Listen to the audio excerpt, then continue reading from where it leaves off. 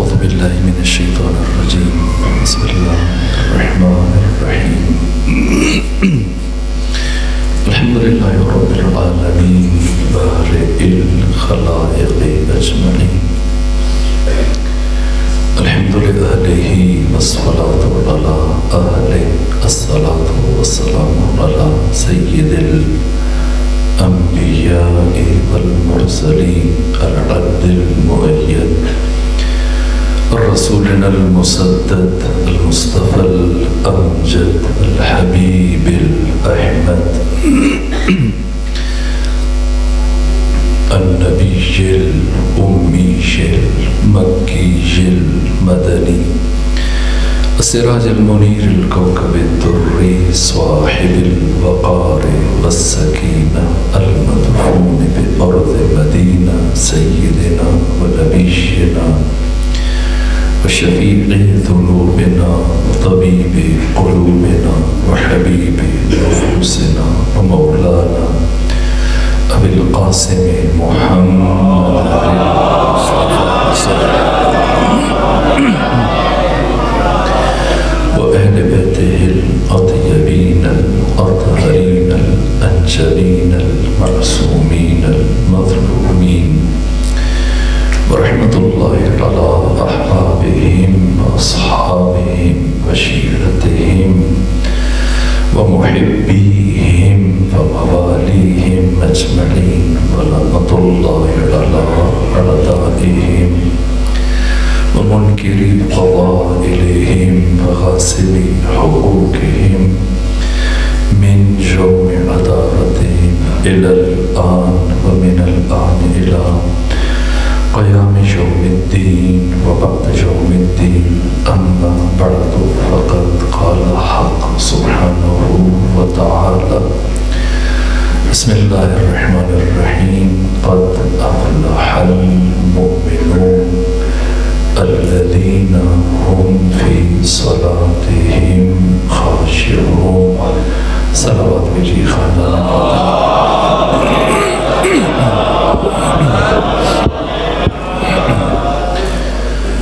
مجلس جہلوں مجلس ایصال ثواب مرحوم مغفور سید خورشید علی کردیسی مجھے توفیق حاصل رہی چند سال پہلے ان کی کتاب خانی کو دیکھنے کا موقع ملا اور ان سے مختصر گفتگو ہوئی. بہرحال ایک اہل علم اور بامعرفت شخصیت تھے. بہت فرق پڑتا ہے کہ انسان کیسے زندگی گزارتا ہے بالخصوص علمی اعتبار سے. علم اور معرفت اس کی اہمیت اس بات سے لگائی جائے کہ جس کیفیت میں انسان کی موت ہوتی ہے بالکل اسی کیفیت میں انسان کا حشر ہوتا ہے. جیسے جس حال میں مرے گا اسی حال میں اٹھے گا. اہل تسنن نے اہل تشیع محدثین نے یہ حدیث بیان کی.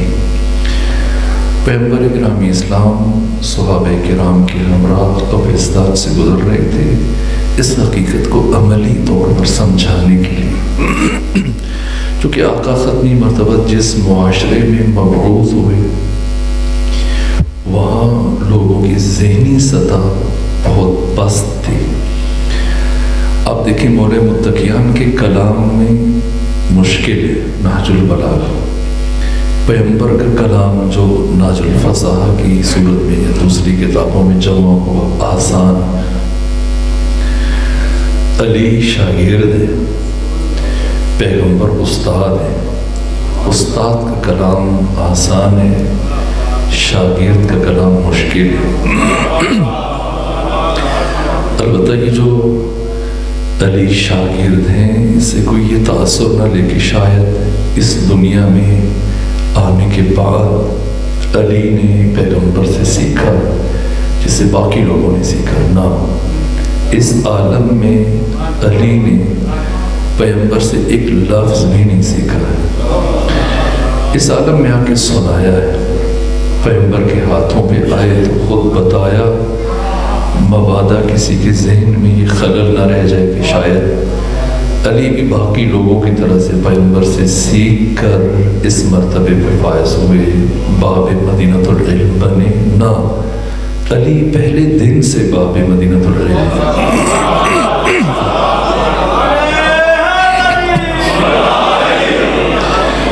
جو بھی سیکھا ہے پیغمبر سے سیکھا ہے، لیکن عالم ناسوت میں نہیں سیکھا۔ اس عالم ملک میں، عالم مادہ میں، عالم ناسوت میں علی کامل و اکمل پیدا ہوئے۔ جو سیکھا ہے عالم ملکوت میں، عالم قدس میں، ختمی مرتبت خلق اول، ختمی مرتبت عقل اول، ختمی مرتبت نور اول، ختمی مرتبت مجرے فیض، اور ذات علی اور خدا کے درمیان واسطہ فیض، وسیلہ فیض بنے عالم ملکوت میں۔ عالم قدس میں علی نے ختمی مرتبت سے سیکھا۔ دنیا میں آ کے ہرگز ایک لفظ نہیں سیکھا۔ یہ جو علی فرماتے ہیں کہ میں انا عبد من عبید محمد، میں محمد کے غلاموں میں سے چھوٹا سا غلام ہوں، عبید۔ اور پھر فرمایا کہ من علمنی حرفا فقد سیرنی عبدا، جس نے مجھے ایک حرف پڑھایا اس نے مجھے اپنا غلام بنا لیا۔ اور پھر اس کے بعد یہ کہنا کہ میں محمد کے غلاموں میں سے غلام ہوں، یعنی میں صرف محمد مصطفیٰ کا شاگرد ہوں۔ لیکن اس عالم میں نہیں، عالم قدس میں، اس عالم میں علی اور علی کے بیٹوں کے علاوہ جو بھی آیا ان کے بارے میں قرآن یہ فرما رہا کہ واللہ اخرجکم من بطون امہاتکم لا تعلمون شیئا، اللہ وہ ہے کہ جس نے تم سب کو جب اپنی ماؤں کے شکموں سے باہر نکالا تو تمہاری حالت یہ تھی کہ تم کچھ بھی نہیں جانتے۔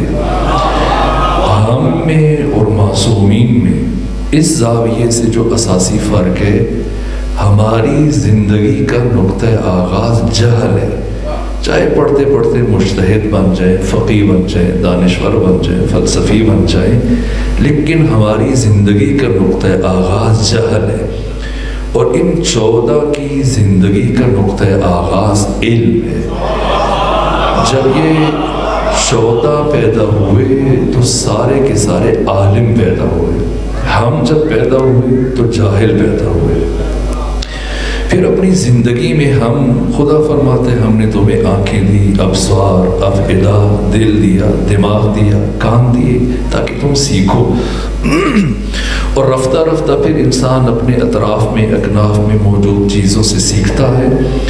اور پہلا علم جو انسان کو حاصل ہوتا ہے یہ علم حسی، جو حواس خمسہ کی رینج میں آ جاتا ہے، انسان کے لیے مجہول سے معلوم بن جاتا ہے۔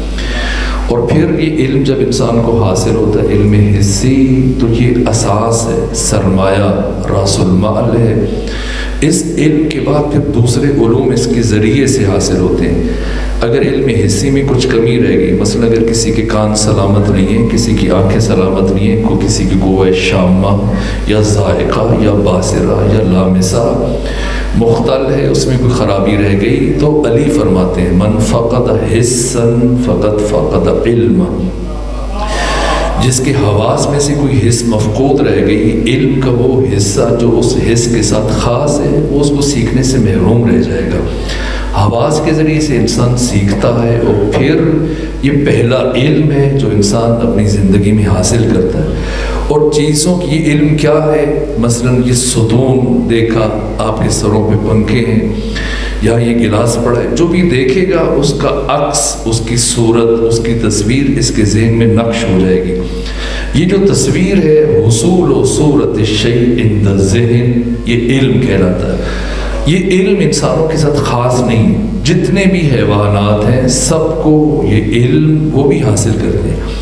ہر حیوان یہ علم رکھتا ہے اپنے اندر، علم حسی میں انسان حیوان کے ساتھ شریک۔ اس کے بعد دوسرا علم ہے علم خیالی، جب وہ چیزوں کا مقایسہ کرتا ہے، دیکھتا ہے، جیسے مثلا میرے سامنے یہ چراغ ہے اور کچھ چراغ جو ہمارے سروں پہ، وہ ان دونوں کو دیکھ کر نسبت سنجی کرتا ہے کہ یہ تیز تر ہے، یہ کم تر ہے، اس کی روشنی میں شدت و ضعف کے اعتبار سے۔ دو الگ افراد کو دیکھا کہ اس کا قد چھوٹا ہے، اس کا قد بڑا ہے، یہ ھذا اطول من ذاک، یہ اس سے زیادہ طویل تر ہے۔ یہ علم خیالی، یہ چھوٹا ہے، یہ بڑا ہے، یہ ایسا ہے۔ یہ علم خیالی جو قوت مخیلہ کے ذریعے سے انسان کو حاصل ہوتا ہے۔ تمام حیوانات اس میں شریک ہیں، کوئی ایک حیوان بھی ایسا نہیں کہ جس کے پاس علم خیالی نہ ہو۔ اس کے بعد تیسرا علم ہے علم واہمی، جو قوہ واہمہ کے ذریعے سے انسان کو حاصل ہوتا ہے۔ اس علم میں انسان محسوسات اور حسی چیزوں سے نکل کر معانی کی دنیا میں قدم رکھتا ہے، لیکن کلی معانی نہیں، قوانین کو نہیں سمجھ سکتا، قواعد اصول نہیں سمجھ سکتا، جزوی معانی۔ ایک کلی کو جب کسی جزوی ایک شے کی طرف آپ مضاف کریں تو اس کی کلیت ٹوٹ جائے گی، یہ جزئی رہ جائے گا۔ جزئی معانی کو، مثلا یہ کہ فلانا میرا دوست ہے، مثلا یہ کہ فلانا میرا دشمن ہے، جیسے وہ مجھ سے محبت کرتا ہے، وہ مجھ سے نفرت کرتا ہے، یہ اب محسوسات سے نکل کر معانی کی دنیا میں قدم رکھ رہا ہے، لیکن جزوی معانی، کیونکہ محبت ایک حقیقت ہے، محبت کی ماہیت کیا ہے یہ اسے نہیں جانتا، لیکن یہ جانتا ہے کہ یہ مجھ سے محبت کرتا ہے، یہ مجھ سے نفرت کرتا ہے۔ 10 افراد اگر ایک کمرے میں بیٹھے اور ایک بچہ اس کمرے میں داخل ہو اور 10 کے 10 افراد اپنے بازو پھیلا دیں میری طرف آؤ، تو 9 کو چھوڑ کر وہ بچہ ایک کی سمت جاتا ہے۔ کیوں؟ اگرچہ اس کو نہیں معلوم کہ مجھ سے محبت کیا ہے، لیکن یہ جانتا ہے کہ ان میں سے کون مجھے سب سے زیادہ چاہتا ہے، اس کی چاہت کو دیکھ کے وہ اس کی طرف لپکتا ہے۔ حیوانات بھی اس میں شریک ہیں، آپ پتھر اٹھائیں، سگ ہے، کتا ہے، وہ بھاگ جائے گا۔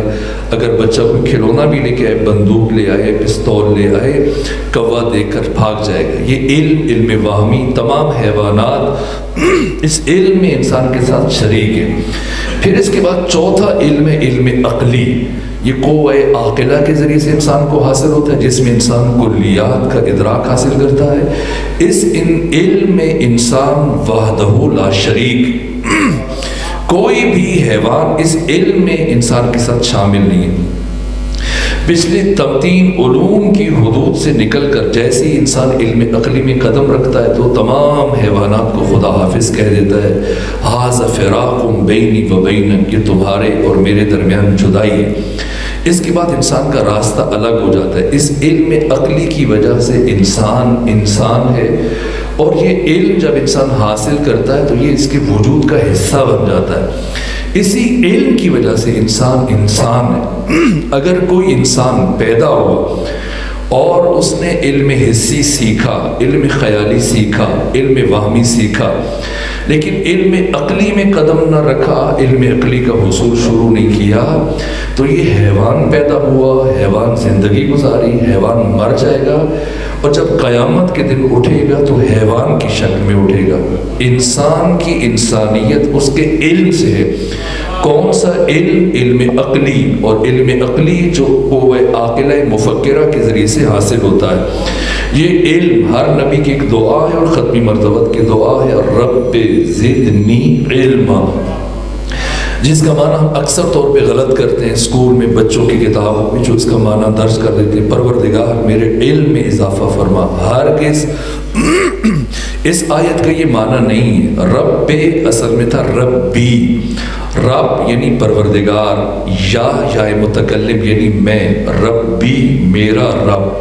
کثرت استعمال کی وجہ سے ربی کو ربے پڑھتے ہیں، اس کا اللہم کہیں یا ربے کہیں، دونوں کا مطلب ایک ہے۔ رب زدنی، زد یہ فعل امر ہے، تو زیادہ کر، نی نون وقایا، یا متکلم، رب زدنی، اے میرے رب تو مجھے زیادہ کر۔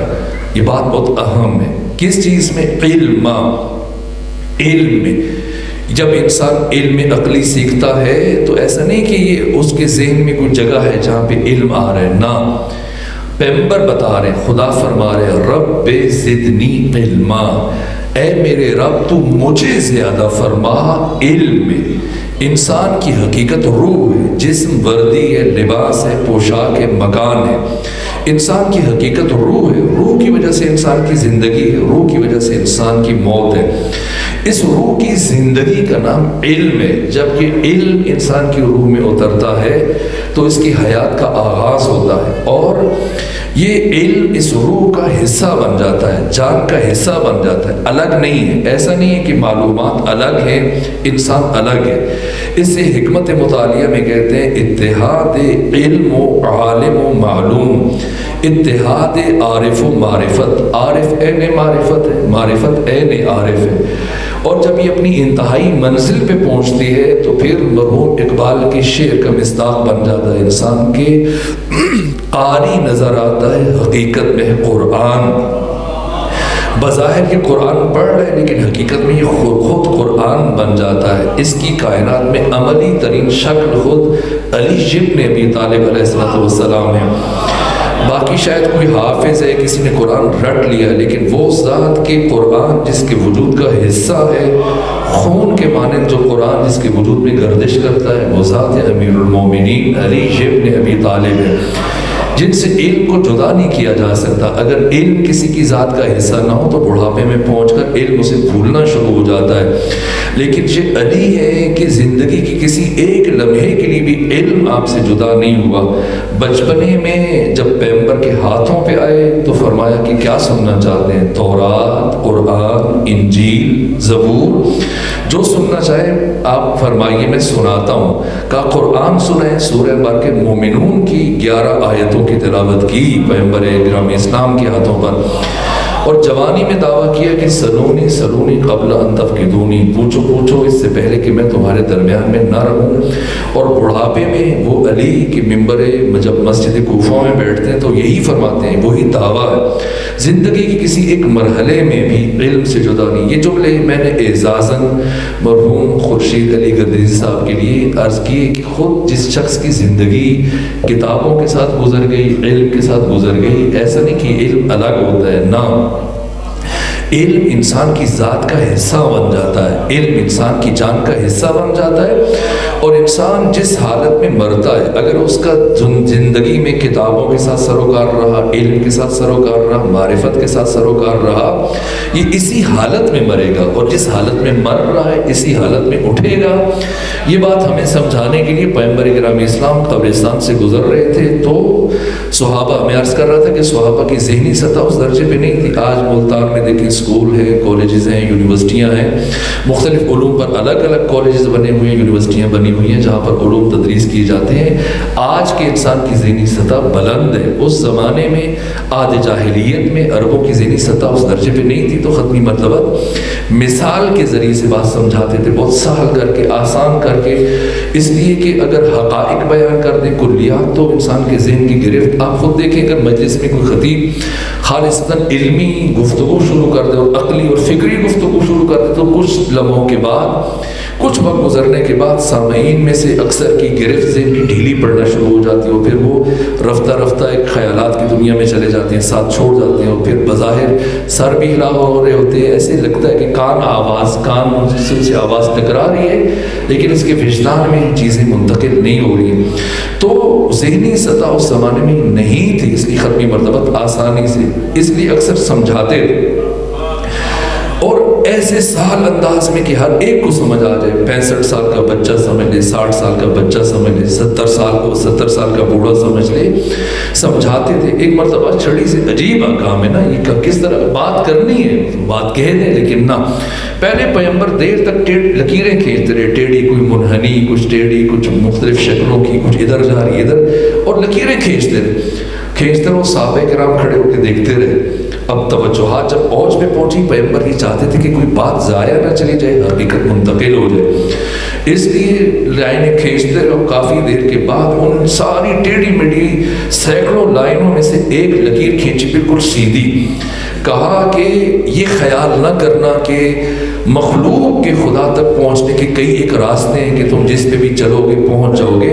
شاید پیغمبر دیکھ رہے تھے کہ یہ ملا 1400 سال گزرنے کے بعد اٹھ کے اس طرح کی باتیں کہے گا، خود ساختہ باتیں گھڑے گا، مجھ سے منسوب کرے گا کہ اصحابی کا نجوم بہم اقتدیتم اہتدیتم، کہ میرے صحابہ ستاروں کی مانند ہیں، تو میں جس کی پیروی کرو گے ہدایت پا جاؤ گے۔ نہ، وہ جو آپس میں دست و گریبان ہیں، کس کی پیروی کی جائے؟ جو قتل کر رہے اس کی کریں، جو مقتول ہے اس کی کریں، جو دوسروں کو گالیاں دے رہے کس کی پیروی کریں؟ نہ، ایسا نہیں ہے۔ ختمی مرتبہ نے عملاً سمجھایا، سینکڑوں لائنیں کھینچتے رہے تاکہ توجہات جب اوج پہ پہنچی کہ کوئی بات ضائع نہ چلی جائے، ان میں سے ایک سیدھی لکیر کھینچی اور فرمایا، اے میرے صحابہ، یہ خیال نہ کرنا کہ مخلوق کے خدا تک پہنچنے کے لیے متعدد راستے ہیں، تم کسی پہ چلو گے اور پہنچ جاؤ گے۔ نہ، یاد رکھنا مخلوق کے خدا تک پہنچنے کا صرف ایک راستہ ہے، اور اس راستے کا نام علی ابن ابی طالب۔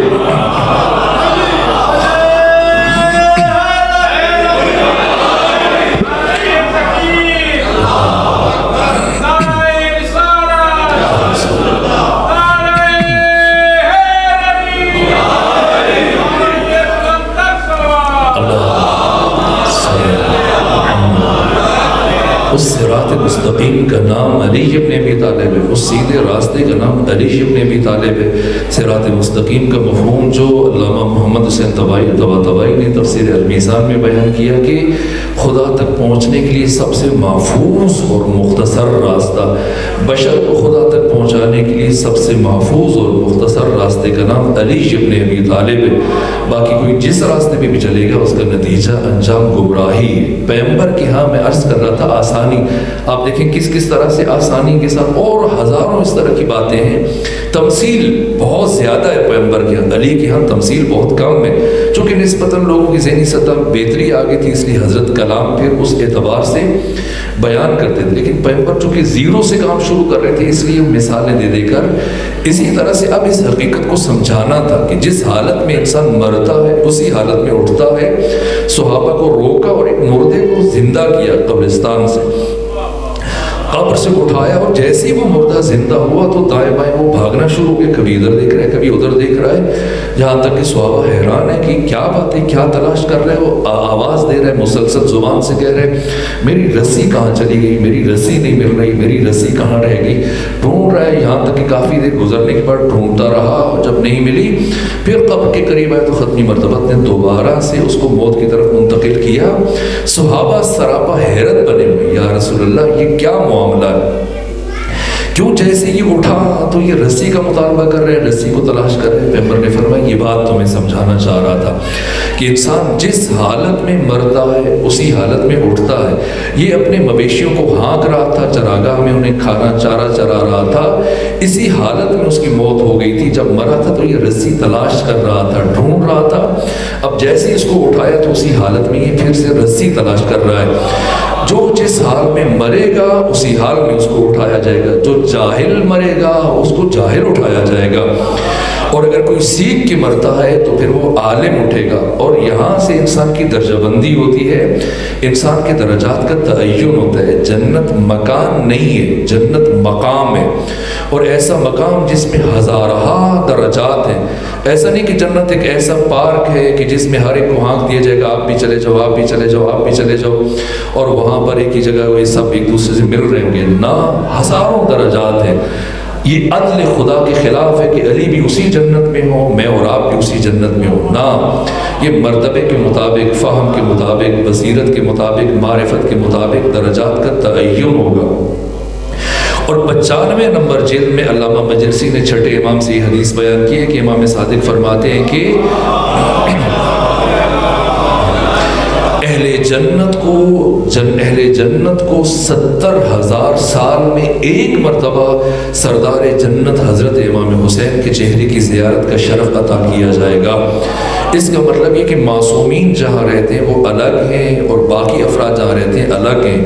کون کون سے افراد جن کو موقع ملے گا کہ وہ معصومین سے قریب تر ہوں گے اور پیغمبر کا مقام، یہ تفصیلات ہیں، کبھی میں اس موضوع کو بالتفصیل عرض کروں گا۔ جنت کے بالکل وسط میں ختمی مرتبت کا مقام ہے اور جو عرش خدا سے قریب تر ہے، اور پھر ائمہ معصومین علیہ السلام یہ ختمی مرتبہ سے قریب تر ہوں گے، اور پھر شخصیات اسی طرح سے درجہ بدرجہ کون قریب ہوگا اس کا تعین انسان کے عمل سے ہوگا، انسان کے کردار سے۔ میں تبرکاً وہ آیات جو مولا متقیان نے آنکھیں کھولنے کے بعد جب دنیا میں آئے دست ختمی مرتبت پر جن آیات کی تلاوت کی، سورہ مبارکہ مومنون قرآن مجید کا 23واں سورہ ہے ترتیب کے اعتبار سے، البتہ جس ترتیب سے یہ نازل ہوا یہ مکہ میں نازل ہونے والا سب سے آخری سورہ ہے۔ جس طرح سے پہلا سورہ جو مکہ میں نازل ہوا سورہ الگ ہے، مکہ میں سب سے آخر میں جو سورہ نازل ہوا یہ سورہ مبارکہ مومنون ہے، 118 آیتوں پر مشتمل ہے، اور اس 118 آیات میں سے پہلی 11 آیات وہ ہیں کہ جنہیں مولا متقیان نے دنیا میں آنے کے بعد تلاوت کیا۔ اس کا مطلب یہ آیات بہت خاص ہیں اور ان کے اندر بہت آفاقی پیغامات بشر کے لیے معجزہ نے چھپے ہوئے۔ میں اشارتاً آج تبرکاً شاید صرف ترجمہ ہو سکے، اس کا آغاز قد سے ہو رہا ہے۔ قد، یہ حرف قد جب فعل ماضی پہ آئے اس کا مطلب الگ ہوتا ہے، جب فعل مضارع پہ آئے اس کا مطلب الگ ہوتا ہے۔ یہی لفظ، یہی حرف جب ماضی پہ آتا ہے تو اس کا مطلب ہوتا ہے تحقیق۔ اگر یہی لفظ قد مضارع پہ آ جائے اس کا مطلب ہوتا ہے تقلیل، یعنی کبھی کبھی۔ افلح فعل ماضی ہے، قد افلح المؤمنون، قد کا مطلب ہے بتحقیق۔ لفظ فلاح اور لفظ فوز جس کا مطلب ہے کامیابی۔ البتہ یہ عجیب ہے کہ علی دنیا میں آئے تو لفظ فلاح استعمال کیا، جب دنیا سے رخصت ہوئے تو لفظ فوز استعمال کیا۔ فلاح میں اور فوز میں کیا فرق ہے؟ بہت دقیق فرق ہے۔ اگر وقت بچا تو میں اس کی طرف اشارہ کروں گا۔ جب دنیا میں آئے تو یہ آیت پڑھی قد افلح المؤمنون، جب دنیا سے رخصت ہوئے تو یہ بیان کیا کہ فزت ورب الکعبہ، فاز یفوز و فزت، یہ فوز اور فلاح ان میں عام خاص مطلق کی نسبت منطقی اعتبار سے قد کے ساتھ قد افلح المؤمنون قرآن مجید میں 11 مرتبہ لفظ افلح اللہ کے ساتھ استعمال ہوا۔ جیسے آپ روزے رکھتے ہیں ماہ رمضان میں 30 دن مسلسل روزے رکھتے ہیں، لیکن خدا نے کیا فرمایا؟ یا ایھا الذین آمنو، اے مومنو، اے مومنین، کتب علیکم الصیام، تم پر روزے لکھ دیے گئے، فرض کر دیے گئے، اور صرف تم پر فرض نہیں کیے گئے، تم سے پچھلوں پر بھی فرض کیے گئے، کما کتب علی الذین من قبلکم، ان پر جو تم سے پہلے آئے۔ کیوں؟ لعلکم تتقون، شاید تم متقی بن جاؤ۔ یعنی روزے رکھ کے گارنٹی نہیں ہے، یقینی نہیں ہے کہ تم متقی بنو، شاید متقی بن جاؤ۔ لفظ فلاح پروردگار نے قرآن مجید میں 11 مرتبہ لعل کے ساتھ امید ہے شاید کا لفظ استعمال کیا، تم یہ بن جاؤ، لیکن 3 مقامات پر پروردگار نے قد کے ساتھ یہ لفظ بیان کیا۔ پہلی مرتبہ سورہ مبارکہ شمس میں، دوسری مرتبہ سورہ مبارکہ ضحیٰ میں، تیسری مرتبہ سورہ مبارکہ مومنون میں۔ باقی موارد کے اب بیان کرنے کا موقع نہیں ہے۔ قد افلح المؤمنون، بتحقیق مومن کامیاب ہے۔ کون مومن کون ہے؟ ایسا نہیں کہ جو شخص خود کو مومن کہنا شروع کر دے، نہ۔ سورہ مبارکہ العنکبوت میں ارشاد فرمایا کہ الف لام میم احسب الناس ان یترکوا ان یقولوا آمنا، کیا لوگوں نے یہ سمجھ رکھا ہے کہ انہیں اس بات پر ہم چھوڑ دیں گے کہ وہ کہیں گے ہم مومن ہیں، وہم لا یفتنون، اور انہیں آزمایا نہیں جائے گا، انہیں آزمائش میں نہیں ڈالا جائے گا، نہ۔ وَلَقَدْ فَتَنَّ الَّذِينَ مِن قَبْلِكُمْ، در حالی کہ اللہ آزماتا رہا ہے ان کو بھی جو تم سے پہلے آئے۔ کیوں؟ وَلَيَعْلَمَنَّ اللَّهُ الَّذِينَ صَدَقُوا، اس لیے کہ اللہ جاننا چاہتا ہے کہ تم میں سے سچے کون ہیں۔ وَلَيَعْلَمَنَّ الْكَاذِبِينَ، اور اللہ جھوٹوں کو سچوں سے الگ کرنا چاہتا ہے۔ ہے۔ پروردگار نے قرآن میں کسی دعوے کو بغیر دلیل کے قبول نہیں کیا، ایمان کا دعویٰ ہو یا اولیاء خدا ہونے کا دعویٰ۔ آج روز جمعہ ہے، سورہ مبارکہ جمعہ کی 6، 7، 8 آیت آپ دیکھ لیجئے، قل یا ایھا الذین ھادوا ان زعمتم انکم اولیاء للہ من دون الناس، کہہ دیجیے اے میرے مصطفیٰ، یہ یہودی جو دعویٰ کرتے ہیں کہ ہم اللہ کے چہیتے ہیں، اللہ کے قریبی ہیں، ہم اولیاء خدا میں سے ہیں، تو ان سے کہو کہ اللہ کا ولی وہ ہوتا ہے جو موت کی تمنا کرے، فتمنوا الموت، جو موت کی آرزو کرے، موت کی جستجو کرے۔ پتہ چلا کہ موت کی تمنا کرنے والا ولی ہے، لیکن موت کے ڈر سے غاروں میں رونے والا کبھی ولی نہیں ہو سکتا۔ ولی وہ ہے جو موت کی تمنا کرے، جو موت کی جستجو کرے، جو موت کی آرزو کرے، جو موت کی خواہش کرے۔ جب آپ تاریخ کے اوراق کی ورق گردانی کریں گے کہ وہ کون ہے جسے موت سے اتنی زیادہ محبت ہے، تو صرف ایک ہستی ہے جو یہ فرماتے ہوئے نظر آ رہی کہ واللہ ابن ابی طالب آنس بالموت من الطفل بثدی امہ، اللہ کی قسم ابو طالب کے بیٹے علی کو موت سے اتنی شدید محبت ہے کہ جو ایک چھوٹے بچے کو اپنی ماں کے دودھ سے ہوا کرتی ہے۔ اور اس حقیقت کو غیر مسلموں نے، مستشرقین، غیر مسلم دانشور جنہوں نے اسلام پر کتابیں لکھی ہیں، انہوں نے بھی بیان کیا، یہاں تک کہ جورج جرداق جو مسیحی تھے، 5 جلدوں پر مشتمل کتاب لکھی صوت العدالت الانسانیہ، اور جب آغاز میں جنگ بدر کے واقعات کو بیان کرنا شروع کیا تو یہ جملہ کہا کہ جنگ بدر اسلام کی پہلی جنگ ہے، جنگ بدر اسلام کی ابتدائی ترین جنگ ہے، اس جنگ میں اگر مسلمانوں کو شکست ہو جاتی تو اسلام ہمیشہ کے لیے تاریخ کے اوراق سے حرف غلط کی طرح سے مٹ جاتا ہے، اس لیے کہ پہلا اثر آخری اثر ہوتا ہے۔ لیکن اس جنگ کی فتح کا واحد سبب صرف اور صرف علی ابن ابی طالب کی شجاعت اور بہادری تھی۔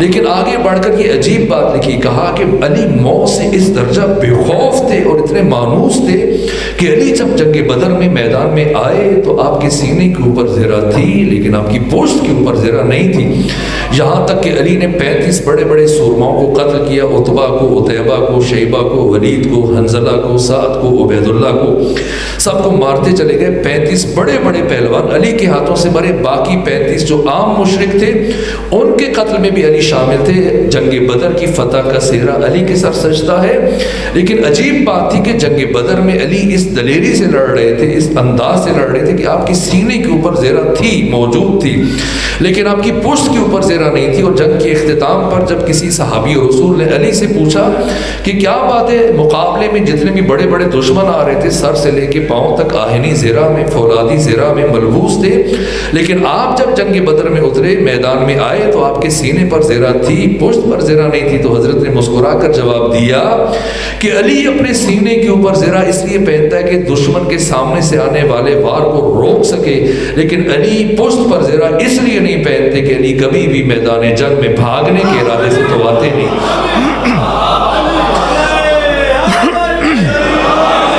اگر کوئی ولایت کا مدعی ہے اس کے لیے بھی آزمائش شرط ہے، فتمنوا الموت ان کنتم صادقین، اگر تم سچے ہو، ولا یتمنونہ ابدا، تم کبھی موت کی تمنا نہیں کرو گے۔ کیوں؟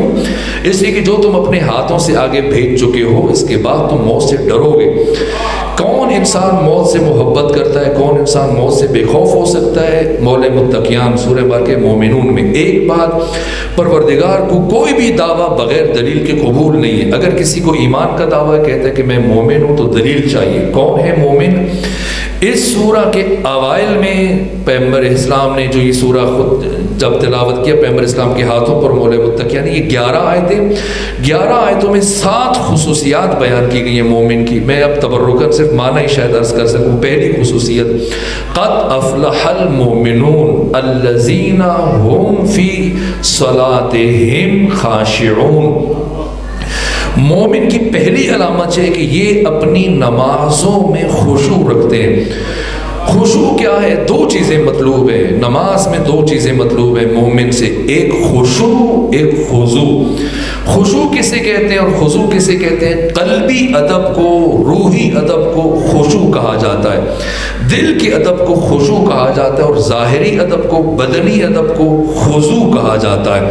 خضوع نتیجہ ہے خشوع کا۔ اگر دل میں خشوع نہیں ہوگا تو اعمال میں، جوارح میں کبھی خضوع کا اظہار نہیں ہوگا۔ پیغمبر پیغمبر کرام اسلام مسجد نبوی میں صحابہ کرام کے ہمراہ بیٹھے تھے، دیکھا کہ ایک صحابی آیا اور جلدی جلدی تیزی سے نماز پڑھ رہا ہے، جیسے ایک کوا زمین پر چونچے مارتا ہے، رکوع کے لیے جھکا، پھر اٹھا، پھر سجدے میں گیا، جلدی دوسرا سجدہ کیا، نماز پڑھی، رخصت ہوا۔ ختمی مرتبہ نے اس کی اس وضعیت کو اور کیفیت اور حالت کو دیکھا تو فرمایا کہ اگر اس کے دل میں خشوع ہوتا تو یہ کبھی اللہ کے ساتھ مذاق نہ کرتا اور اس انداز سے نماز نہ پڑھتا۔ خضوع نتیجہ ہے خشوع کا، جب دل میں خشیت ہو تو پھر خضوع کا اظہار ہوتا ہے، اور خشوع کے لیے معرفت شرط ہے، بغیر علم کے، بغیر معرفت کے کبھی ممکن نہیں کہ انسان کی نماز میں خشوع آ جائے۔ روئے زمین پر اس عالم حسبوب میں خشوع اور خضوع کی بارز ترین، اتم ترین اور کامل ترین جو مثال وہ جوش ملی آبادی نے شبیر حسن خان نے اپنے ایک مرثیے میں، اپنے ایک سلام میں پیش کی۔ کہا کہ کیا نماز شاہدی، سید الشہداء کی نماز کی طرف اشارہ کرتے ہوئے کہا کہ کیا نماز شاہدی ارکان ایمانی کے ساتھ دل بھی جھک جاتا تھا ہر سجدے میں پیشانی کے ساتھ۔ جہاں پیشانی بھی جھک جائے، دل بھی جھک جائے، یہ خشوع ہے اور ظاہری ادب خضوع ہے۔ مومن کی پہلی علامت الذین هم فی صلاتہم خاشعون، اور اس کے بعد پھر دوسری علامات والذین هم للزکاۃ فاعلون، وہ اپنی زکوٰۃ کو ادا کرتے ہیں۔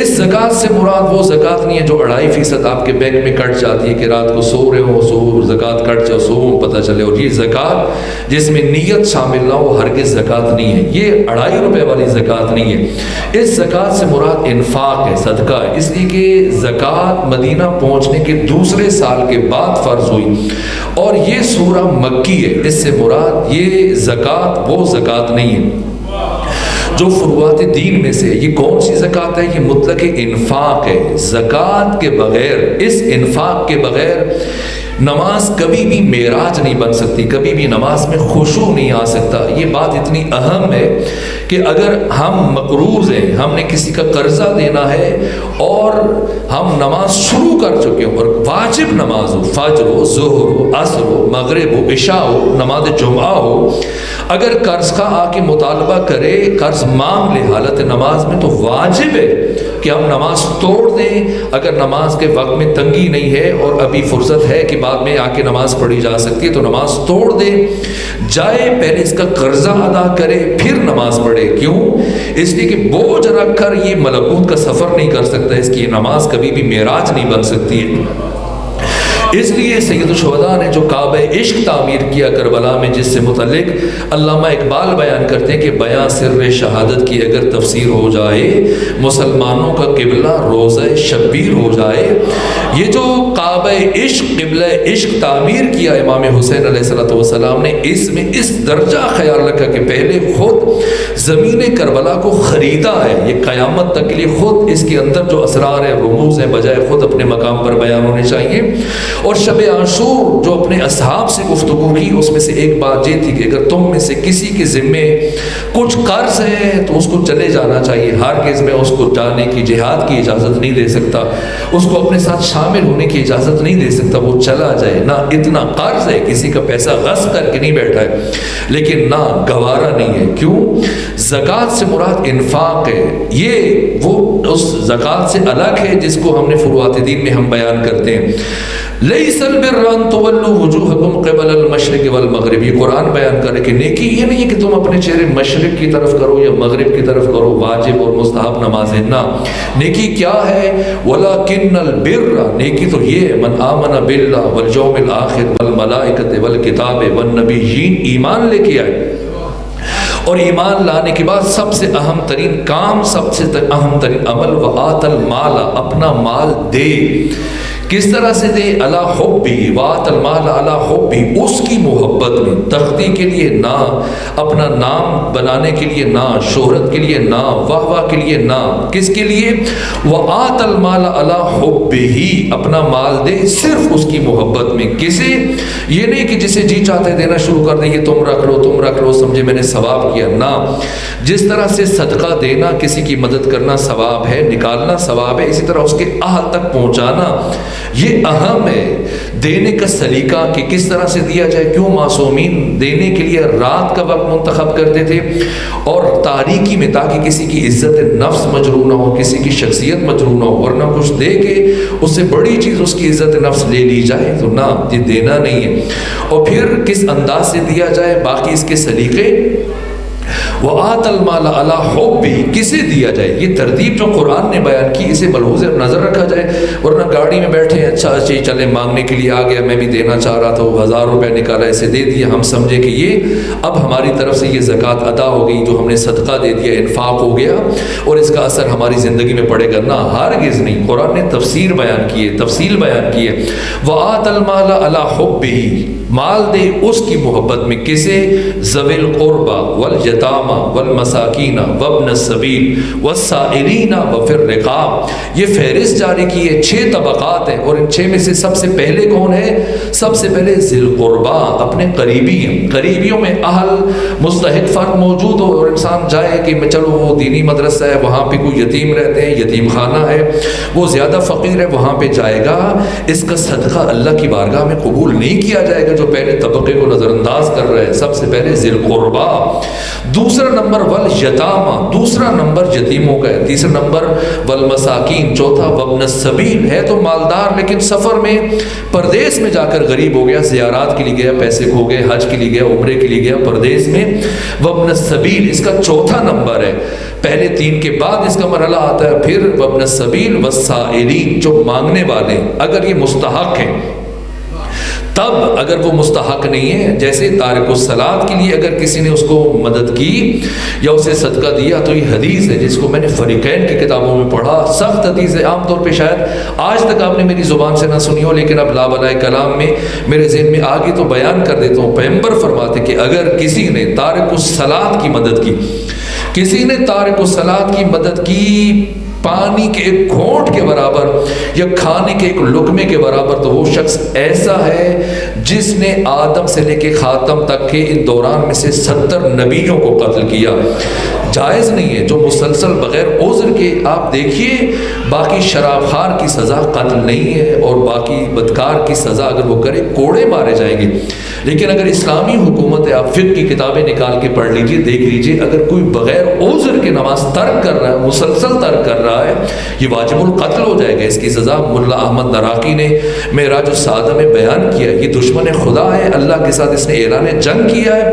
دشمن خدا کی مدد کرنا, صدقہ دینا, ختمی مرتبت فرماتے ہیں جس نے تارک الصلاۃ کی مدد کی پانی کے ایک گھونٹ کے برابر یا کھانے کے ایک لقمے کے برابر, یہ ایسا ہے جس نے 70 نبیوں کو قتل کر دیا. نہ, سائلین میں سے بھی دیکھنا پڑے گا کہ کیا اس مال کو اللہ کی معصیت میں تو خرچ نہیں کرے گا, گناہوں میں تو خرچ نہیں کرے گا.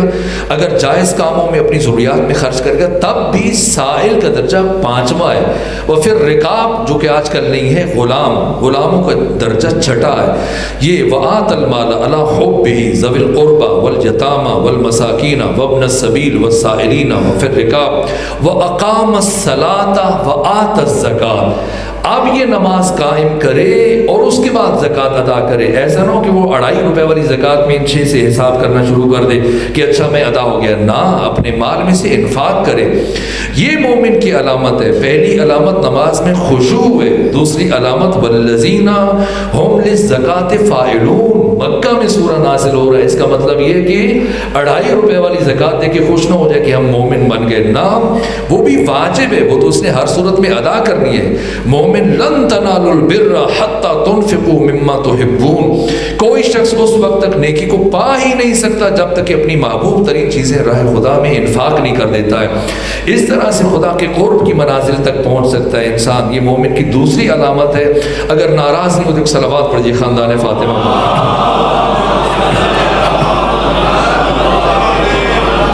قد افلح المؤمنون, وہ مومنین فلاح یافتہ ہیں, یقینی طور پر کامیاب ہیں. الذین هم فی صلاتهم خاشعون والذین هم للزکاۃ فاعلون والذین هم لاماناتهم وعہدهم راعون. یہ تیسری اور چوتھی علامت ہے, جو اپنی امانات اور اپنے وعدوں کی پاسداری کرتے ہیں.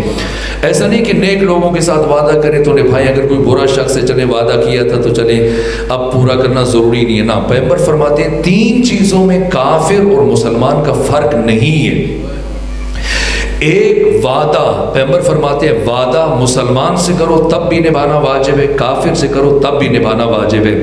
دوسری چیز امانت ہے. امانت اگر مسلمان کی امانت تمہارے پاس ہے تب بھی اس کی پاسداری واجب ہے، اور اگر کافر کی امانت تمہارے پاس ہے تب بھی اس کی نگہداشت لازم ہے. اور تیسری چیز والدین. والدین اگر مسلمان ہیں تب بھی ان کی اطاعت لازم ہے، اور اگر والدین کافر و مشرک ہیں تب بھی ان کی اطاعت لازم ہے. میں نے اسی امام بارگاہ میں اس مقام پر شاید کچھ عرصہ پہلے یہ حقوق بیان کیے تھے. یہ 5 میں سے 3 میں اللہ نے والدین کی اطاعت کو مقدم رکھا ہے. واجب اور حرام میں صرف اللہ کی اطاعت پہلے، باقی سارے مستحبات 2000 مستحبات ہیں، مکروہات، مباحات، ان میں اللہ نے والدین کو پہلے رکھا ہے. مستحب کام میں اگر ماں باپ روک دیں تو ماں باپ کی بات پہلے مانی جائے گی، اللہ کی بات بعد میں. اگر والدین روک دیں کہ نہیں مسجد میں جا کے نماز نہیں پڑھنا، اگر مسجد میں ثواب کے لیے جا کے نماز پڑھے گا تو اس کی نماز کے منہ پہ ماری جائے گی. اگر جماعت کے لالچ میں چلا گیا اور باپ نے روک دیا کہ نہیں جماعت کے ساتھ نہ پڑھو، فرادہ پڑھو، اس کی نماز اللہ کی بارگاہ میں قبول نہیں ہے. اگر باپ تہجد سے روک دے، کافر باپ، مشرک باپ، فاسق اور شرابی باپ اگر نماز شب پڑھنے سے روک دے، تہجد پڑھنے سے روک دے، واجب ہے اولاد پر اس کی اطاعت کرنا. 3 چیزوں میں کافر مسلمان کا فرق نہیں ہے. عہد، دوسری چیز امانت، تیسری چیز والدین. یہ مومن کی تیسری اور چوتھی علامت ہے. والذین هم لاماناتهم وعهدهم راعون. اور 5ویں علامت والذین هم لفروجهم حافظون، جو اپنی شرمگاہوں کی حفاظت کرتے ہیں. الا علی ازواجہم، سوائے اپنی ازواج کے، بیویوں کے، او ما ملکت ایمانہم، یا پھر وہ خواتین کے جو ان کی کنیزی میں. اب زوجہ خواہ عقد دائمی ہے خواہ عقد موقت ہے، ہر صورت میں اللہ نے اسے مباح قرار دیا. لیکن جو اس سے تجاوز کرے گا فمن ابتغى وراء ذلك فاولئک هم العادون، تو یہ اللہ کے خلاف اعلان جنگ کرتا ہے. اس نے تعدی کیا، تجاوز کیا. اگر اس نے، اور اس سے پہلا مرحلہ ہی دین نے شدت سے حرام قرار دیا کہ خاتون کی طرف، نامحرم کی طرف بری نگاہ ڈالنا حرام ہے. مولا متقیان فرماتے، علی ابن ابی طالب فرماتے کہ اگر اس نے نامحرم پر نگاہ بد ڈالی تو قیامت کے دن پروردگار کے لطف و عنایت سے محروم رہ جائے گا. یہاں تک کہ 5ویں امام محمد باقر کے صحابی ہیں ابو بصیر کوفہ میں خاتون کو قرآن پڑھاتے تھے. ایک خاتون تھی، اسے قرآن پڑھانے کے لیے اس کے گھر میں جاتے تھے. ایک دن جب وہ امام کی بارگاہ میں آئے، ملے، سلام کیا، امام نے سلام کا جواب دیا، لیکن امام باقر نے رخ نہیں کیا ابو بصیر کی طرف، اپنا رخ دوسری طرف رکھا. اور جتنی دیر بیٹھے بے اعتنائی کا ثبوت دیا، درخورد اعتنا نہیں جانا، یہاں تک کہ ابو بصیر مسلسل پریشان ہوتے چلے گئے. اور آخر میں عرض کیا فرزند رسول مجھ سے کیا خطا ہوگی، کیا غلطی ہو گئی، کیوں آپ مجھ سے ناراض ہیں، کیوں رخ میری طرف نہیں موڑ رہے؟ فرمایا کہ کل جب تم اس خاتون کو قرآن پڑھانے کے لیے گئے تو تم اس کے ساتھ مذاق کر رہے تھے، شوخی کر رہے تھے، غیر سنجیدہ گفتگو کر رہے تھے. اور اسی وقت سے جب تم اس نامحرم خاتون کے ساتھ غیر سنجیدہ گفتگو کر رہے تھے تم اللہ کی نگاہ توجہ سے محروم ہو. اور جس کی طرف سے خدا اپنی نگاہ ہٹا لیتا ہے، ہم آل محمد بھی اپنی نگاہیں اس کی طرف سے ہٹا لیتے ہیں. نگاہ بد اگر ڈالے اس کا خمیازہ کیا ہے؟ لیکن علی فرماتے کہ اگر کوئی محبت خدا میں، عشق خدا میں، معرفت خدا میں اور خوف خدا سے سامنے آنے والی نامحرم کی طرف نگاہ نہ اٹھائے اور اس دوران اپنی نگاہ آسمان کی طرف بلند کر دے بجائے اس خاتون کو دیکھنے کے، تو جتنے ملائک آسمان پر اللہ کی تسبیح، بندگی اور عبادت میں مصروف ہیں، اس کا یہ عمل ایک لمحے کے لیے نامحرم کی طرف نہ دیکھنا، آسمان کی طرف اب دیکھے گا تو اس کا عمل تمام ملائکہ کی عبادت سے افضل ہو جائے گا. اور اگر آسمان کی طرف سر نہ اٹھائے اور زمین کی طرف دیکھنا شروع کر دے تو جتنے مخلوق، انسان وغیر انسان اللہ کی بندگی اور عبادت میں مصروف ہیں، اس کا زمین کی طرف دیکھنا ان سب سے بھاری ہو جائے گا، افضل ہو جائے گا. والذین ہم، یہ چوتھی اور 5ویں علامت یہ کہ ان سے اعراض کرتا ہے. اور پھر 6ٹھی علامت 7ویں علامت کے جس کے بیان کرنے کا ظاہر وقت نہیں رہا ہے. اور آخری علامت یہ کہ یہ نماز کے اوقات کی حفاظت کرتا ہے. اس سے متعلق پھر سند جاری کی کہ اولئک هم الوارثون، یہ وارث ہیں. الذین یارثون الفردوس، کہ اللہ نے فردوس کو، جنت کو ان کو وراثت میں دے دی. وراثت کیا ہوتی ہے کہ خدا ان 11 صفات کے حامل فرد کو ضمانت جاری کر رہے ہیں کہ یہ جنتی ہے، کنفرم جنتی، جس میں یہ 11 علامات، جس میں یہ 7 علامات ہیں، یہ اہل جنت ہے۔ اور جنت کے لیے جو لفظ استعمال کیا کیا کہ جنت کا وارث ہے، اولئک هم الوارثون، یہ وارث ہے۔ وراثت کب ملتی ہے؟ کب ملتی ہے؟ جب مورث مرے، باپ مرے گا تو اولاد کو کچھ ملے گا، وراثت ملے گی۔ تو خدا کی طرف سے وراثت مل رہی ہے، خدا تو سرمدی ہے، خدا تو لازوال ہے۔ اور اگر کہیں جنت حسن و حسین کی ہے تو بھی ایک ہی بات ہے، بنائی خدا نے ہے، سرداری دونوں بھائیوں کو دے دی، خدا کی ہے، محمد و آل محمد کی ہے۔ اور کیا خوب کہا مرحوم افسر عباس زیدی نے کہ سر جھکائے در آل پر آئیے اور نعمت خلد معبود سے پائیے۔ آپ دوسرے مصرے میں ان کی ذرا بے ساختگی دیکھیے کہ کیا خوبصورت انداز ہے۔ اب میں ذہن میں آ گئی تو عرض کروں کہ سر جھکائے در آل پر آئیے، نعمت خلد معبود سے پائیے، اور منظور گر یہ نہیں ہے تو پھر آپ دوزخ میں تشریف لے جائیے۔ اس لیے کہ دل میں لے کے جو بغض شہنشاہ نجف جاتا ہے، کوئی عنوان قبول نہیں ہے، خواہ وہ ظاہری طور پہ دنیا میں ولی بن کے رہے، دنیا کے لیے امام بن کے رہے، لے کے جو بغض شہنشاہ نجف جاتا ہے، ہو کہ دنیا سے وہ محروم شرف جاتا ہے، اور اس کی منزل کے تعین میں دیکھیں، اس میں بھی وہ بے ساختگی ہے، اس کے منزل کے تعین میں تذبذب کیسا، صاف ظاہر ہے جہنم کی طرف جاتا ہے۔ لیکن جو بغض شہنشاہ نجف جاتا ہے، ہو کہ دنیا سے وہ محروم شرف جاتا ہے، اس کی منزل کے تعین میں تذبذب کیسا، صاف ظاہر ہے جہنم کی طرف جاتا ہے۔ جہنم مقابلے میں جنت، جی جنت کو خدا میراث کہہ رہا ہے، اللہ سے ملے تب میراث ہے، 14 سے ملے، حسن و حسین سے ملے تب میراث ہے۔ میراث تو تب ملتی ہے جب مورث مرتا ہے، تو خدا بھی سرمدی ہے، یہ 14 بھی سرمدی ہیں، لازوال ہے، آفاقی ہے، لافانی ہے، تو وراثت کیسے؟ وراثت تو مورث کی موت کے بعد آتی ہے۔ اس لیے علی نے فرمایا ہم سب کے لیے کہ اگر وراثت چاہیے تو سنو، یا ہار ہمدان، بس اسی جملے پہ گفتگو ختم ہوگی، یا ہار ہمدان موتو قبل ان تموتو، اے حارث ہمدان مر جاؤ اس سے پہلے کہ تمہیں موت آئے۔ اور حارث سوچ میں تھے، مولا نے دوسرا جملہ فرمایا، یا ہار ہمدان من یمت یرانی، اے حارث ہمدان جو بھی مرے گا، جب بھی مرے گا، جہاں بھی مرے گا، میری زیارت کرے گا۔ مر جاؤ اس سے پہلے کہ تمہیں موت آئے۔ اب اگر اسرائیل کے ذریعے سے موت واقع ہوتی ہے تو بھی مجھے دیکھو گے، اور اسرائیل سے پہلے اگر تمہاری موت واقع ہو جائے تمہارے اپنے ہاتھ سے اختیاری موت، تو اسی دنیا میں مجھے دیکھو گے۔ یہ علی کا وعدہ ہے، میں یمت جرانی۔ موت دو طرح کی ہے، ایک اسرائیل کے ہاتھ سے ہوتی ہے، ایک اپنے ہاتھ سے ہوتی ہے۔ موت کیا ہے؟ موت بس وقت چونکہ ختم ہوا تو اشارہ تھا۔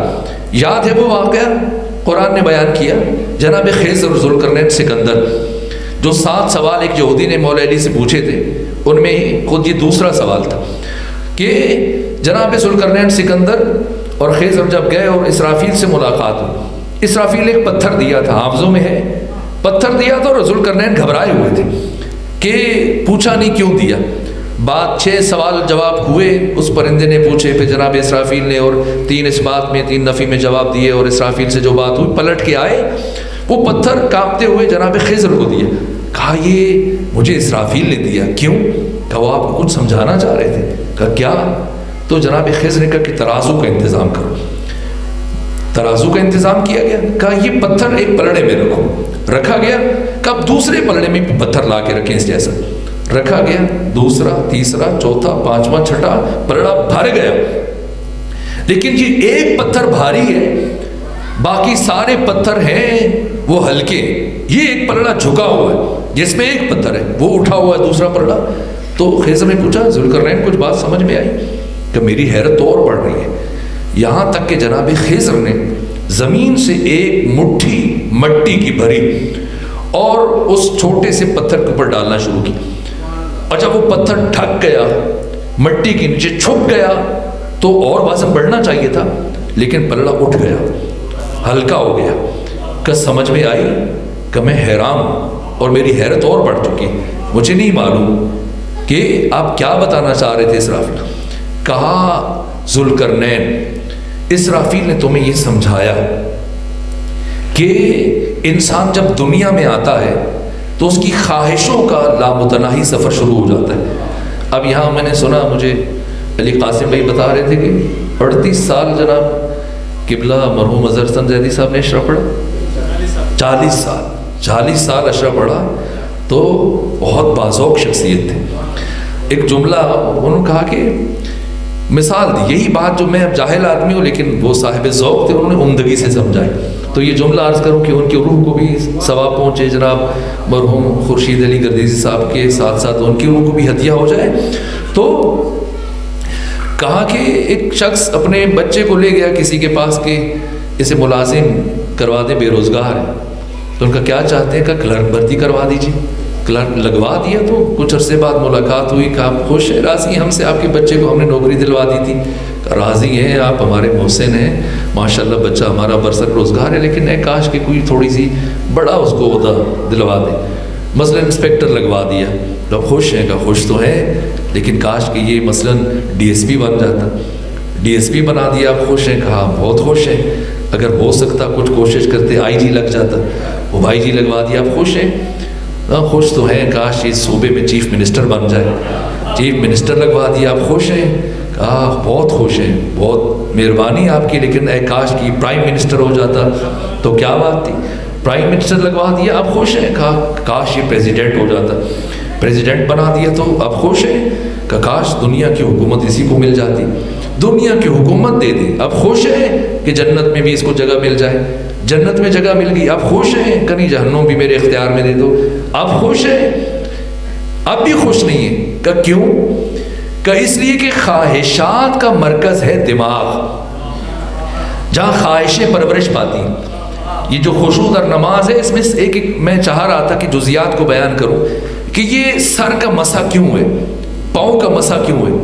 سر کے مسح کی جو حکمت بیان کی گئی ہے، مولا علی نے بیان کیا کہ نماز میں سر کا مسح کیوں، اس لیے کہ دماغ ہے یہاں پر، اور جتنی بھی خواہشیں اور گناہ کے ارادے انسان کے دماغ میں جنم لیتے ہیں، تو مسح کرتے ہوئے انسان یہ نیت کرے کہ پروردگار تیرے پاک طیب اور طاہر پانی سے میں اس دماغ کو پاک کرنے کی کوشش کر رہا ہوں، تاکہ میں نماز میں وسوسوں سے بچ جاؤں، شیطانی خیالات سے بچ جاؤں۔ تو مرحوم اظہر حسن زیدی صاحب نے فرمایا کہ خواہشات کا مرکز ہے دماغ، اور یہ دماغ ہے ایک الٹا پیالہ، اور الٹے پیالے میں اگر پورا سمندر بھی اونڈھیل دیں تو یہ نامراد خالی رہ جائے گا، خالی رہ جائے گا، نہیں بھرے گا۔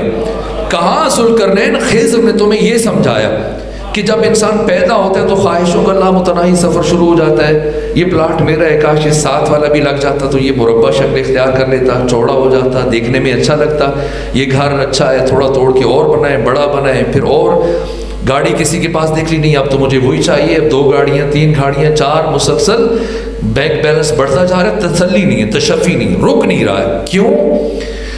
اس لیے کہ خواہشیں مسلسل سفر کر رہی ہیں، بڑھ رہی ہیں۔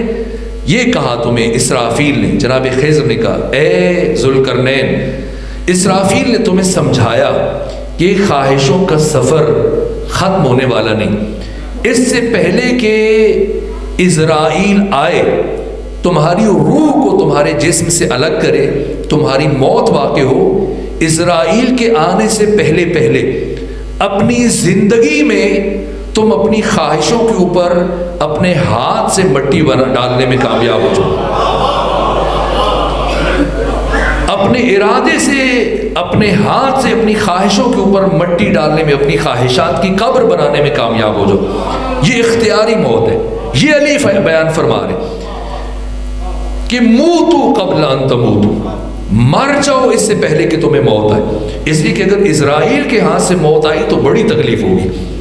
بالآخر ساری زندگی 12 امام 14 معصوم پڑھتا ہے، پھر وقت موت کیوں تلقین ہے کہ بیٹھ کے اس کو تلقین پڑھی جائے اس کے سامنے، اسمع افہم یا فلان ابن فلان، جیسی قبر میں اتارا کندھے ہلا ہلا کے کہہ رہے اسمع افہم هل انت علی العہد الذی فارقتنا۔ کیوں؟ اس لیے کہ جب اسرائیل جسم کو روح سے الگ کرتا ہے تو پھر ایک مرتبہ انسان ہل کر رہ جاتا ہے، ایسی شدید کیفیت ہوتی ہے کہ سب کچھ بھول جاتا ہے۔ اس لیے مستحب ہے کہ دوبارہ یاد دہانی کرو اس کو تلقین کی، زندگی بھر جو نام لیے کہیں قبر میں بھول نہ جانا۔ مشکل مرحلہ ہے جب اسرائیل الگ کرے، اس لیے اسرائیل کے آنے سے پہلے تم خود اپنی خواہشوں پر مٹی ڈال دو، اور اگر کوئی زندگی میں اختیاری موت حاصل کرنے میں کامیاب ہو جائے تو یاد رکھنا اولئک هم الوارثون۔ وراثت کی 2 قسمیں، ایک مادی وراثت ہے، یہ بنگلے، یہ زمین جائیداد، یہ درہم و دینار کے انبار، ایک روحانی وراثت ہے، علم ہے، تقویٰ ہے، بصیرت ہے، آگاہی ہے، شعور ہے، معرفت ہے، عفت ہے، استقامت ہے، سخاوت ہے، جود ہے، عطا ہے، یہ ساری صفات جو روحانی میراث، ان میں فرق ہے۔ مادی وراثت کا حامل بننے کے لیے مورث کی موت چاہیے، اور روحانی وراثت کا حامل بننے کے لیے مورث کی نہیں، خود وارث کی موت شرط ہے۔ وارث مرے گا تو یہ میراث معصومین اس تک پہنچے گی، یہ میراث ائمہ اس تک پہنچے گی۔ اولئک هم الوارثون، یہی حقیقی وارث ہے جو اپنی زندگی میں اختیاری موت حاصل کرنے میں کامیاب ہو جائے، یہ جنت اس کی میراث ہے، یہ اس کو اہل بیت کی طرف سے ہدیے میں ملے گی، یہ اس کی وراثت ہے، یہ اس کی میراث ہے۔ میرے عزیز و مجلس مکمل ہو جائے 2 جملے عرض کروں، اور مجھے لگ رہا ہے کہ میں نے آپ کو زیادہ دیر زحمت دی، لیکن گفتگو کسی نقطے پر پہنچانا ناگزیر تھا، یہاں تک کہ جناب سیدہ جب بی بی کی شہادت کا دن پہنچا تو اپنے ہاتھوں سے بچوں کے لیے کھانا بنایا، اہتمام کیا، اور خود بیٹھی بولے متقیان گھر میں داخل ہوئے، خوش تھے کہ آج نبی زادی بستر پر بیٹھی ہیں، اتنے دنوں سے کبھی بیٹھے وہ نہیں دیکھا۔ آئے جب قریب بیٹھے تو لبھائے فاطمی میں جنبش پیدا ہوا، عرض کیا آقا میں نے کچھ دیر پہلے اپنے بابا کو خواب میں دیکھا، اور میرے بابا اور رسول اللہ مجھ سے فرما رہے تھے فاطمہ میں آپ کو لینے کے لیے آیا، اب آپ کی تکالیف ختم ہو جائیں گی۔ اور اس کے بعد اپنے ہاتھ اٹھائے اور امیر المومنین کے سامنے جناب سیدہ نے جوڑ دیے اور کہا یا امیر المومنین، اگر آپ کے گھر میں جو 9 سال میں نے گزارے، اگر فاطمہ زہرا سے کچھ غلطی ہو گئی ہو تو مجھے معاف کر دیجیے گا۔ یہ جملہ سنا علی زار زار رونے لگے، فرمایا فاطمہ زہرا آپ اور غلطی، علی شرمندہ ہیں، علی کے گھر میں آپ نے چکیاں پیسی ہیں، فاقے برداشت کیے، علی کے موجودگی میں علی کے سامنے آپ کے رخسار اطہر پر تماچے لگے، جا کے رسول خدا سے اپنے بابا سے میری شکایت نہ کیجیے گا، بتائیے گا علی مجبور تھے، آپ کی وصیت پر عمل کر رہے تھے۔ بس میرے عزیزو ایک جملہ اور کہ عبادت مکمل ہو جائے اور مرحوم کی شفاعت کا انتظام ہو جائے۔ یہاں تک کہ وہ مرحلہ آیا جب بی بی کی روح قفس انصری سے پرواز کر گئی، اور اب امیر المومنین اپنی کنیز اسماء بنت امیس کے ساتھ مل کر جناب سیدہ کو غسل دے رہے ہیں اور روتے جا رہے ہیں، اسماء بھی رو رہی ہیں، لیکن علی تاکید کر رہے ہیں اسماء آہستہ گریا کرے۔ فاطمہ زہرا کی وصیت ہے کہ اہل مدینہ ان کے نماز جنازہ میں شریک نہ ہو، اگر آپ اونچا روئیں گی تو اہل مدینہ کو خبر ہو جائے گی، آپ آہستہ گریا کریں۔ اسماء کہتی علی مجھے بار بار نصیحت کر رہے تھے اسماء آہستہ روئیں، لیکن اچانک نہیں معلوم علی کو کیا ہوا، علی نے فاطمہ زہرا کو غسل دینا چھوڑ دیا اور اپنا سر دیوار پر رکھ دیا، اور علی اس طرح سے رونے لگ گئے جس طرح سے ایک بوڑھی ماں اپنے جوان بیٹے کی لاش پر روتی۔ میں نے پوچھا آقا آپ تو مجھے منع کر رہے تھے، پھر کون سی چیز نے آپ کو رونے پر مجبور کر دیا؟ فرمایا اسماء میں فاطمہ زہرا کی مظلومیت پر روتا ہوں، فاطمہ نے ساری زندگی مجھے کبھی نہیں بتایا علی میری پسلیاں ٹوٹ چکی ہیں۔ پروردگار بحق سیدہ زہرا سلام اللہ علیہا اس ذکر کا ثواب مرحوم خورشید علی گردیزی کی، خورشید عباس گردیزی صاحب کی، والد سید رمضان شاہ کی روح کو ایصال فرما، ان کے درجات کو بلند فرما، ان کی آخرت کی تمام مشکلات کو آسان فرما، انہیں شفاعت معصومین علیہ السلام عطا فرما، انہیں جنت الفردوس میں معصومین علیہ السلام کا قرب نصیب فرما۔ پروردگار ان کے اولاد کو ان کے مافات حقوق کا جبران کرنے کی توفیق عطا فرما، تمام حاضرین پر اپنی رحمت نازل فرما، ہمارے گناہوں کو معاف فرما، ہمارے والدین اور ہمارے اجداد کے گناہوں سے درگزر فرما، ہم سب کو نعمت تقویٰ عطا فرما، نور بصیرت اور نور معرفت عطا فرما، ہم سب کو قرآن پڑھنے، قرآن سمجھنے اور قرآن پر عمل کرنے کی توفیق عطا فرما، جو مومن بیمار ہیں انہیں شفا عطا فرما، جو تنگ دست ہیں ان کی تنگ دستی دور فرما، جو پریشان حال ہیں ان کی پریشانیوں کو دور فرما، جو بے اولاد ہیں انہیں اولاد عطا فرما، ہمیں اپنی نسلوں کی نیک اور صالح تربیت کی توفیق عطا فرما۔ پروردگار حماس اور فلسطین کی مظلوم مسلمانوں کی مدد فرما، باطل و طاغوت کو نیست و نابود فرما، امام زمانہ کے سپاہیوں کی حفاظت فرما، بالخصوص امام زمانہ کے جو سپاہی شام میں ثانیہ زہرا کے حرم کے لیے دفاع کے لیے شب و روز مصروف جہاد رہتے ہیں، پروردگار ان کی حفاظت فرما، ان کے دشمنوں کو نابود فرما، ہمیں بھی آقا کا سپاہی بننے کی توفیق عطا فرما، جملہ مومنین مومنات شہداء اسلام، ایسے مومنین کی جن کے لیے کوئی فاتحہ پڑھنے والا نہیں، بالخصوص خورشید عباس گردیزی مرحوم کے ایصال ثواب کے لیے سورہ فاتحہ، سورہ اخلاص کی تلاوت فرما لیجیے۔